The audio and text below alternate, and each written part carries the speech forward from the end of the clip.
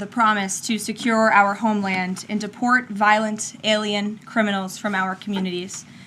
That is why the American people overwhelmingly reelected him back to this office, and it's why the American people defeated the Democrat Party in devastating fashion. Today, we have officially learned Democrat officials still refuse to accept the will of the American people. Maryland Democrat Senator Chris Van Hollen rushed to Dulles Airport this morning to fly to El Salvador, potentially using taxpayer dollars, to demand the release of deported illegal alien MS13 terrorist. The Democrats and the media in this room have continually and wrongly labeled Kilmar Abrego Garcia as a Maryland father. There is no Maryland father. Let me reiterate. Kilmar Abrego Garcia is an illegal alien, MS13 gang member and foreign terrorist who was deported back to his home country. And when Kilmar Abrego Garcia was originally arrested, he was wearing a sweatshirt with rolls of money covering the ears, mouth, and eyes of presidents on various currency denominations. This is a known MS13 gang symbol of hear no evil, speak no evil, see no evil. Abrego Garcia was also arrested with two other well-known members of the vicious MS13 gang. And two separate judges found that Abrego Garcia was a member of MS13, and that finding has never been disputed. And just this morning, it was revealed through Maryland court documents that Abrego Garcia's wife petitioned for an order of protection against him for 2 instances of domestic violence in May of 2021. And here is the order right here. The court ordered that the respondent committed the following acts of abuse. Once in May of 2021, assault in any degree. And on May 4th of 2021, he punched and scratched his wife, ripped off her shirt, and grabbed and bruised her. This is from a court in Maryland. So not only are Democrats rushing to defend an illegal criminal foreign terrorist gang member, but also an apparent woman beater. To set all of that aside, the basic fact that he was illegally inside our country and had a lawful deportation order made him subject to removal back to his home country of El Salvador. And if he ever ends up back in the United States, he would immediately be deported again. Nothing will change the fact that Abrego Garcia will never be a Maryland father. He will never live in the United States of America again. And the United States Supreme Court ruled unanimously that the President of the United States and the Secretary of State could not be compelled to forcibly retrieve this citizen of El Salvador who is currently locked up in a maximum security prison in his home country due to his MS-13 membership. To remind the media and the Democrat Party, MS-13 are among the most vicious and dangerous individuals in this world. They pose a direct threat to the United States, El Salvador, and any other country who maintains basic law and order. MS-13 rapes innocent girls and women, runs sex trafficking operations, murders for sport, and terrorizes law-abiding people. That's why El Salvador President Bukele made it clear this week that he will not be releasing this MS-13 gang member from his prison. But that is not enough. All of that is not enough to stop the Democrat Party from their lies. The number one issue they are focused on right now is bringing back this illegal alien terrorist to America. But where are the Democrats applauding the fact that southern border crossings just hit a historic low?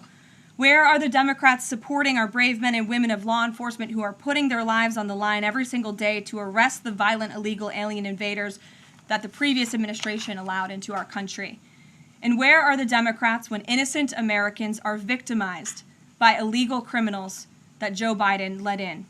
It's appalling and sad that Senator Van Hollen and the Democrats applauding his trip to El Salvador today are incapable of having any shred of common sense or empathy for their own constituents and our citizens.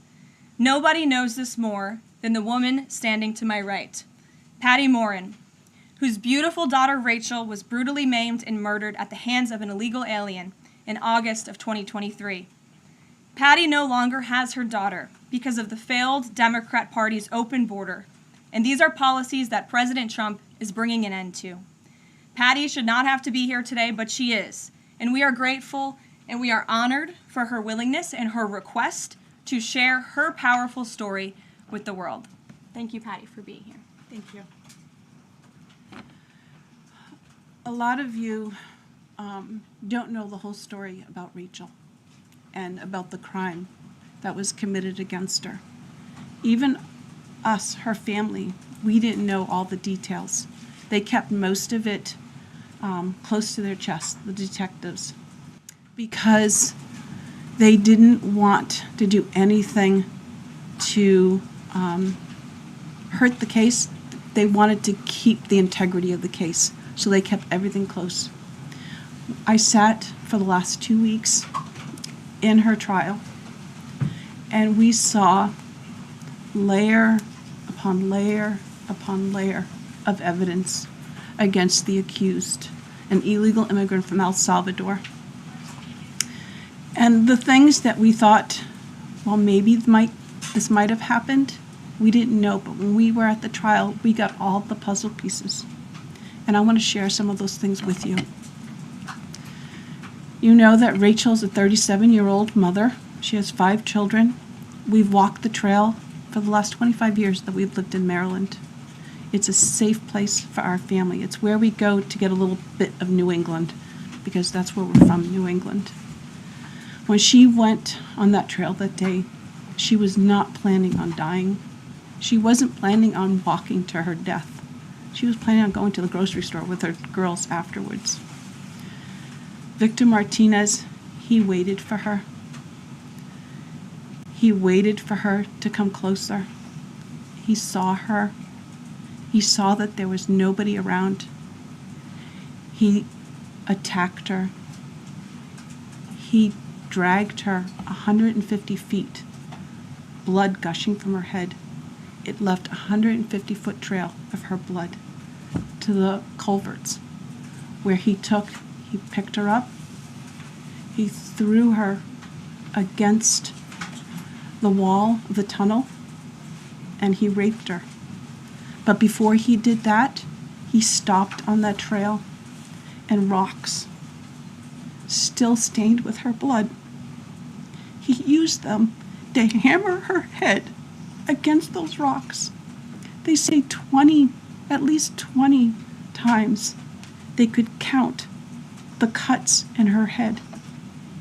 They said that when they did the autopsy, and I've seen the pictures, there's a 6-inch square in the back of her head where the skull is shattered the way that you would crush an eggshell in pieces. 3/4 of her brain hemorrhaged. Her right and left side of her face bashed in. Her beautiful face bashed in. Her head bashed in.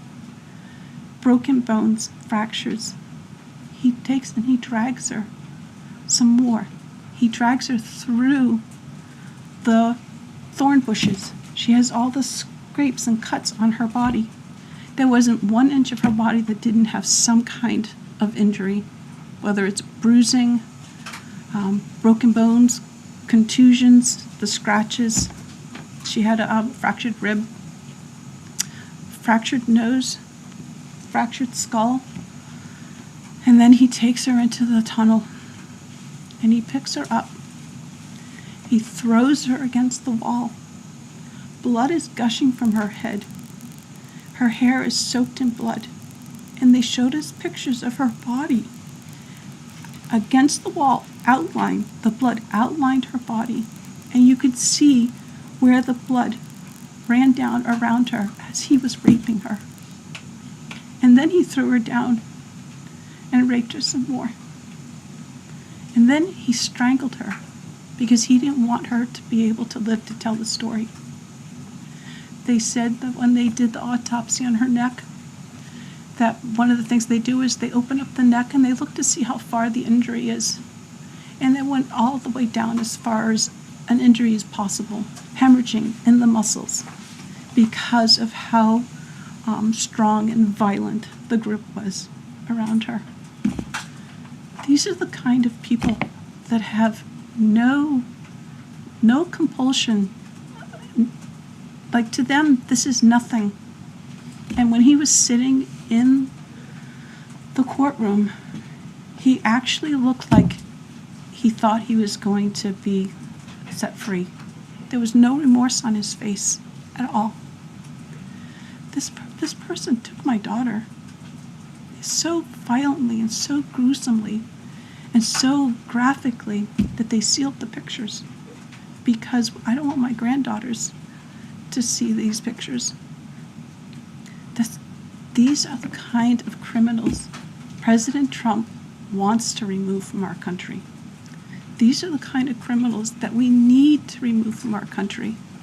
We are American citizens. Why should we allow people like this, violent criminals that have no conscience at all, to murder our mothers, our sisters, our daughters? I don't understand why there's even any kind of problem with this.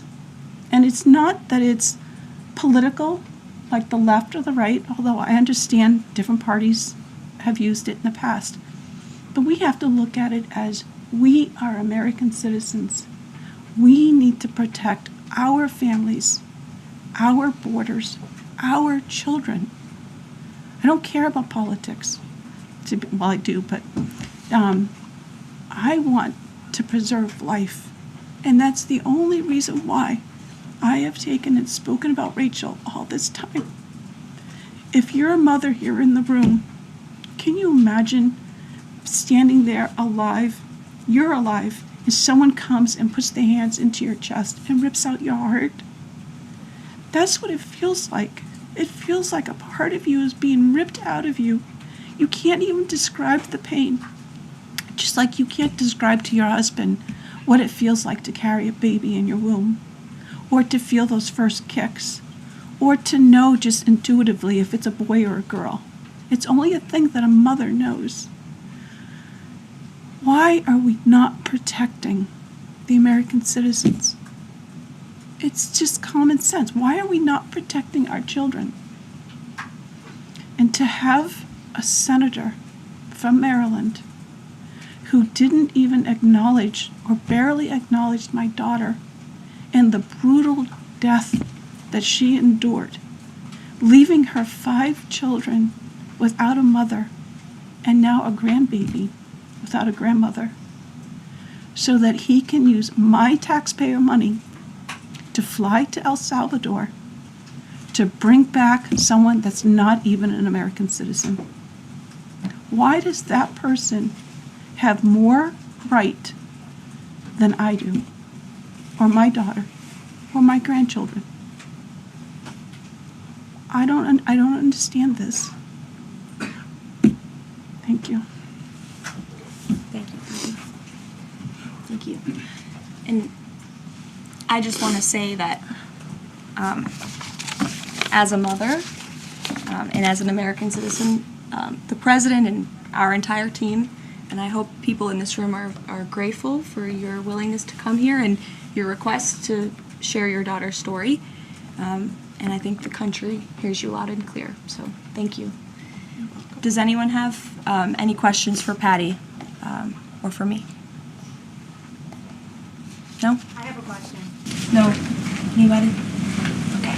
We'll see you all later. The president will be at his dinner later this evening. Thank you. Thank you for being here this morning. We really appreciate you. Thank you. Thank you. Please.